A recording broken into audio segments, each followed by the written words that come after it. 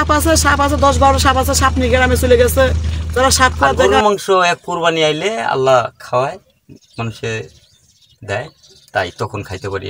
আর বেদে পরিবারে অনেক নারীরা নাকি দেহে ব্যবসাও করে, এইগুলো কি সত্য কথা?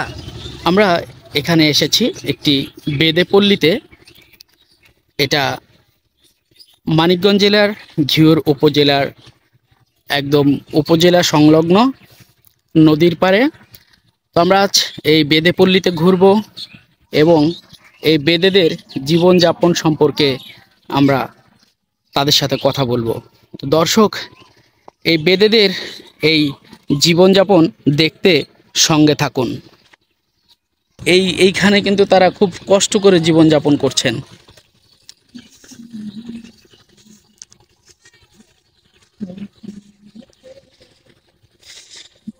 তাদের জীবনটা আসলে খুবই কষ্টের। এই যে দেখেন তাদের সংসার, কত কষ্টের সংসার তাদের। দর্শক দেখুন, তারা এই রোদের মধ্যে, এই খরার মধ্যে এই ছোট্ট ছোট্ট টং ঘর করে কিন্তু তারা আছে। কথা বলি তাদের সাথে। কেমন আছেন? ভালো ভাই। ভালো আছেন? আপনার বাসা কোথায়? বাড়ি বিক্রমপুর। বিক্রমপুর। এখানে কতদিন? আসছি অনেক দিন। কি করেন আপনি? আমরা এই সাপ টাপ খেলা করি। সাপ আছে আপনাদের কাছে? আছে। দেখানো যাবে? এখন তো যাই গেলে মিলে গেছে, সব নিয়ে গেছে, এখন একটাও নেই এই পল্লীতে, একটাও নেই না। আচ্ছা, দেখি খুঁজে পাই কি না। না, যদি পাই একটা সাপ দেখাবে না? দেখাবে না। আচ্ছা, কষ্ট হচ্ছে না এই রোদের মধ্যে? রোদের মধ্যে তো কষ্ট হবে। সকালে কি খেয়েছেন? সকালে ডাল ভর্তা করছে। কে করেছে? স্ত্রী। স্ত্রী কোথায় রান্না করে? এখানে। কোথায় গেছেন তিনি? তারা গ্রামে গেছে। গ্রামে ঘুরতে গেছে। আসবে কখন? আসবে 4টার দিকে। 4টার দিকে। আচ্ছা, ধন্যবাদ। এই যে এখানে দেখতে পাচ্ছি দুইজন কিশোরী, তারা কি করছে দেখি। ও, কত সুন্দর মাছ! মাছ, বাহ, অত্যন্ত সুন্দর। এই মাছগুলো কোত্থেকে এনেছো? নদীর থেকে ধরছো? ও মাই গড, কি দিয়ে ধরছো আপু? বড়শি দিয়ে ধরেছো? অনেক মাছ ধরেছো, অনেক সুন্দর মাছ। বাহ, আরো এগিয়ে যাই, দেখি।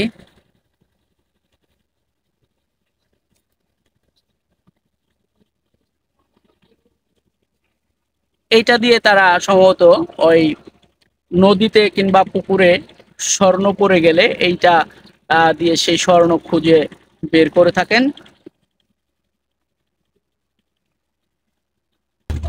কেমন আছেন আপু?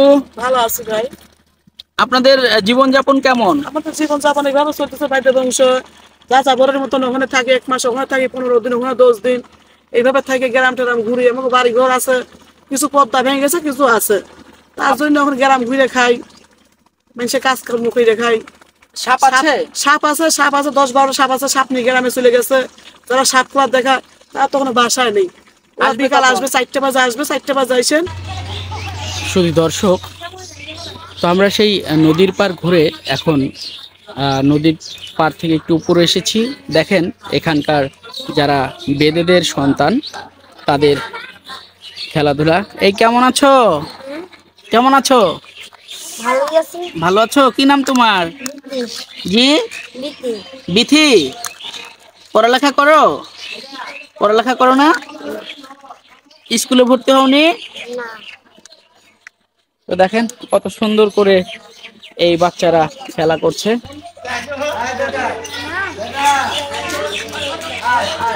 এই যে কত সুন্দর। কি নাম তোমার? আব্দুল্লাহ। তোমার নাম? সাকিব। সাকিব খান।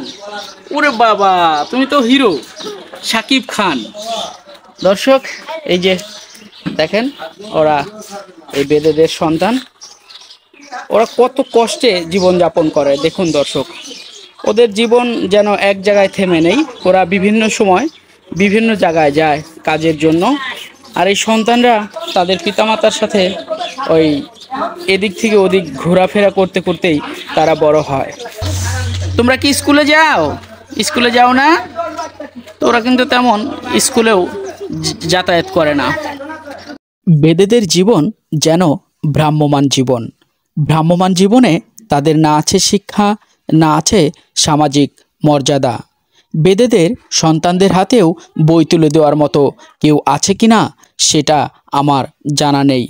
তবে তাদের সন্তানদেরকে শিক্ষার ব্যবস্থা করে দিলে হয়তো তারা হাসি মুখেই গ্রহণ করবেন। বাংলাদেশের কোনো জেলা বাদ নাই, সব জায়গায় ঘুরে সব জেলা। তাহলে তো আপনার ছেলে মেয়েদেরকে পড়ালেখা করাতে পারেন না। না, তো আপনাদের ছেলে মেয়েদেরকে পড়ালেখা করানোর সুযোগ যদি কেউ দেয় তাহলে আপনারা কি করবেন? সুযোগ দিলে তো আমরা লেখাপড়া করাবেন না? জি। হাসি খুশি এই ছোট ছোট সন্তানেরা শিক্ষা দীক্ষা না নিয়েই আর কয়েক বছর পর থেকেই শুরু করবে পিতামাতার কাছ থেকে শেখা শিঙ্গা লাগানো, বিষ ব্যথার গাছন্ত, তাবিজ কবজ, মালা বিক্রয়ের কাজ। এই যে ওনারা মালা বানাচ্ছেন, এই মালাগুলো এলাকায় ঘুরে ঘুরে বিক্রি করবে। এই যে দেখেন বাবুদের খাওয়াচ্ছে আমার আপু। কেমন আছো তোমরা? ভালো আছো? এই একটা বাবু আর এই একটা পিচ্চি বাবু। দেখেন এই ছোট ছোট বাচ্চাদের নিয়ে এই ছোট্ট ছোট্ট ঘরে ওরা কত কষ্ট করে বসবাস করছে। এই যে দেখেন আমার আপা এখানে গোসল করেছে, না কাপড় ধুয়েছেন এখানেই নদীতেই। এই যে আপুরা নদীতেই কাপড় ধুয়েছে। এই যে আমার এক ভাই এই ঘরের মধ্যে দেখেন ফ্যান নেই, কত কষ্টের জীবন। আর বাচ্চাকে তিনি হাত পাখা দিয়ে বাতাস করছেন। এই সামান্য পলিথিন দিয়ে ঘর বানিয়ে, ছোট ছোট টুকরি ঘর, এই ঘরগুলো বানিয়ে তারা জীবনযাপন করছেন। আপনি কোথা থেকে আসছেন? বিক্রমপুর থেকে। আপনিও বিক্রমপুর থেকে আসছেন না? আগে আমাদের যে লোকজন যে ব্যবসাগুলা করতো, সাপ টাপ নিয়ে ঘোরাফেরা করতো, এই সমাজটা এখন এই জিনিসটা একদম কম। আচ্ছা আচ্ছা, এই যে আপনারা যে এইভাবে বিভিন্ন জেলায় ঘোরাফেরা করেন, আপনাদের কষ্ট হয় না? হ্যাঁ, কষ্ট তো অবশ্যই হয়, মাঠে ঘাটে থাকতে কষ্ট তো অবশ্যই হয়। আর এই যে গরম আর খরা যাচ্ছে, এই গরমে এই খরায় আপনারা এই ছোট ছোট টং ঘর করে আছেন, এই টং ঘরের মধ্যে আপনাদের কেমন জীবনযাপন? মানে এই টং ঘরে কতটা কষ্ট হয় আপনাদের? এই গরমের দিন আসলে সবচেয়ে বেশি কষ্টটা আমাদের হয় শীতের দিনে। ভালোই থাকি, কারণ শীতের দিনে এর ভিতরে তেমন বাতাস ঢুকে না, শীত হয় না। আর গরমের দিনে একদম পুরো মাত্রায় যেন আমি একটা আগুনের ঝলসানি সারাদিনের জন্য এই জিনিসটা। তাহলে আমাদের তো মন চায় যে আমরা একটু শান্তিতে ঘুরি, ভালো একটা জামা কাপড় গায়ে দিয়ে ঘুরি, এটা আমাদেরও মন চায়। আপনারা ঈদ করেছেন কোথায়? ঈদ করেছি আমরা তরা ব্রিজের তলে। নিজের গ্রামে যেতে পারেননি? না, তাহলে ওখানে যে যদি 1 মাস থাকি তাহলে ছেলে মেয়ে নিয়ে, তাহলে আমার সংসারটা বড় হয়ে যায়, বাবা আমারে বাড়িতে রেখে খাওয়াইতে পারবো না, পোলাপানের মানে বহুত সমস্যায় পড়তে হয়, সেই যে আর্থিকটা নেই আমাদের। আপনার ঘরটা দেখাবেন? আসেন না তো দর্শক চলেন আমরা এই ব্যক্তির, আসলে ওনার কথা শোনার পরে কিন্তু আমি নিজেই আবেগ আপ্লুত হয়ে গিয়েছি। কোন দিক দিয়ে ঢুকবো? আপনি একটু ঢুকেন আগে। দর্শক এই যে ঘরে ঢুকছে দেখেন, আমিও কিন্তু সেই ঘরে ঢুকছি। ঢুকবো? হ্যাঁ ঢুকে গেছি অলরেডি। দর্শক আমি কিন্তু এই যিনি বেদে সর্দার তার ঘরে প্রবেশ করেছি। দেখুন একটি ঘর, এই যে দেখুন সব দিক দিয়েই কিন্তু শুধু পলিথিন আর পলিথিন। এই পলিথিন টাঙিয়ে তিনি এই ঘরের মধ্যে বসবাস করছেন। কত কষ্টের জীবন তাদের, একটু লক্ষ্য করেন। আর এখানে যদি না আসেন তাহলে বুঝতে পারবেন না যে তাদের কষ্টটা কতটুকু। তো এখানে যে খাবার দেখতে পাচ্ছি, এটা দিয়ে কি করবেন? বড়শি। আচ্ছা, মাছ ধরার জন্য তিনি মাছ ধরার খাবার বানাচ্ছেন। আর আপনারা দুপুরে কি খাবেন? এই যে ভাত আছে আমার। ভাত? এই যে ভাত আছে। আচ্ছা, এই ভাত সাথে কালো জিরা, এছাড়া ডাল আছে। এখানে ডাল রান্না আছে। ডাল আর কি আছে? আর এই যে বড়শি দিয়ে পুঁটি মাছ ধরছি। বাহ, এই যে নদীর কত সুন্দর পুঁটি মাছ রান্না করা, এই নদীর মাছ। দর্শক দেখেন, কিনে খাওয়ার মতো খাদ্য তো আমাদের খুবই কম। আর গরুর মাংস এক কোরবানি আইলে আল্লাহ খাওয়ায়, মানুষে দেয়, তাই তখন খাইতে পারি। আর বর্তমান বছর পার হয়ে যাবে, বছরেও 2-3 বার আমাদের খাওয়া পড়ে না। একদম সত্যি কথা, সত্যি কথা। তো দর্শক, এই হচ্ছে তাদের ঘর, এই হচ্ছে তাদের খাবার। আপনাকে রান্না করে দেয় কে? আমার বাড়িয়ালি আছে, বাড়িয়ালির সাথেই থাকে না? আমার সাথে উনি কোথায় গেছেন? কাজে গেছে, কাজে গেছেন। এই আপনাদের কাছে সাপ নেই? সাপ একজনে দেখায়, কিন্তু এই কিনে এনে দাঁত ভেঙে তার এই বিষের থলি ব্লেড দিয়ে ফেরে, মানে তার একদম পুরা অকম্মা বানিয়ে তারপর নিয়ে খেলা দেখায়, মুট চাইল উঠে খেলা দেখায়, ওই দিয়ে আমাদের সংসার চলে। তোমরা কি গোসল করে এসেছো? মাথা মুছেছো? যাও, গরম লাগবে কিন্তু। যাও, ঠান্ডা গরম লাগবে, যাও, এই মাথা মুছো, যাও। আপনার এরিয়া কতটুকু? আমার এখানে 10টা বাচ্চা আছে। 10টা না? 10টা সংসার, 10টা ফ্যামিলি নিয়ে চলি। এই 10টা ফ্যামিলি কি আপনার পরিবারেরই না বিভিন্ন পরিবার না, থেকে?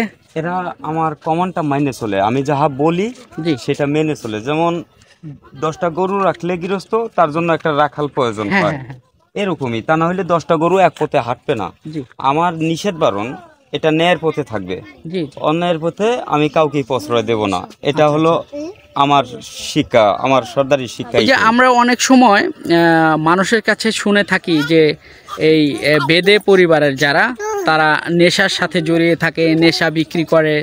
আবার অনেক সময় শুনি যে যদি কিছু মনে না করেন তাহলে বলবো আর কি, যে বেদে পরিবারে অনেক নারীরা নাকি দেহে ব্যবসাও করে। এইগুলো কি সত্য কথা? নাউজুবিল্লাহ, যেহেতু আমরা মুসলিম, আমরা না খেয়ে যদি মরেও যাই, কোনো দিন আমরা এ পথে আমরা যাই না। কিন্তু যারা এই কথাগুলো বলে, তারা যদি একবার এসে আমাদের এরকম দুটো নয়ন দিয়ে দেখে, নিশ্চিত ওদের চোখের পানি এসে পড়বে। ওরা কখনো আর আমাদের নিয়ে এরকম সমালোচনা করবে না। ওনারা বাস্তব সত্যি যেটা, সেটাই ওনারা নিজে চোখে দেখে যেতে পারবে। দর্শক, আসলে সমাজের সব মানুষ কিন্তু একরকম নয়। বিভিন্ন মানুষের চিন্তা, বিভিন্ন মানুষের মন মানসিকতা বিভিন্ন রকম। এই তো জীবন মানুষের। তবে আমি এতটুকুই বলবো সকলকে, যে কারোর সম্পর্কে না জেনে অন্তত মন্তব্য করা আমাদের জন্য উচিত নয়। আমাদের সন্তানগুলো বিভিন্ন উন্নত স্কুল কলেজে পড়ালেখা করছেন, আর এই সন্তানগুলো একটিবার ভাবেন তো, এই সন্তান যদি আমার আপনার হতো তাহলে আমার আপনার কত কষ্ট লাগতো। তো এদের দিকে সুদৃষ্টি দেওয়ার জন্য সকলকে অনুরোধ করছি। কি খাচ্ছ? কি দিয়ে? ডাল। ডাল? এই শুকনো ডাল? পানি ডাল নেই? নাই। আর কোনো তরকারি নেই? না। তো দর্শক, দেখুন ওদের জীবন যাপন, দেখুন কি খাচ্ছে ওরা।